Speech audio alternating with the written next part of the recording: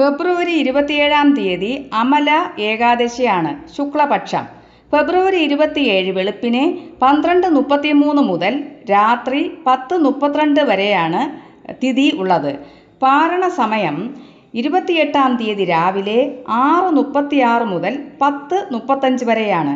ക്ഷേത്രത്തിൽ പോകാത്തവർ തുളസി തീർത്ഥം സേവിച്ച് വ്രതം അവസാനിപ്പിക്കാവുന്നതാണ്.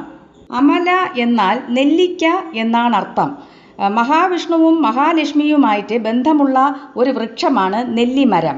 നെല്ലിക്ക അതുകൊണ്ടാണ് അമല ഏകാദശി ദിവസം ശ്രീകൃഷ്ണ ക്ഷേത്രത്തിൽ ഭഗവാന് കാണിക്കയായി സമർപ്പിക്കാറുള്ളത്.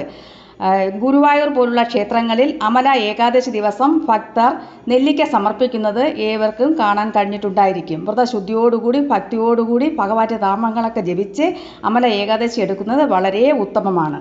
സമ്പൽ സമൃദ്ധിയും കുടുംബ ഐശ്വര്യത്തിനുമാണ് നെല്ലിക്ക ഭഗവാന് സമർപ്പിക്കുന്നത്.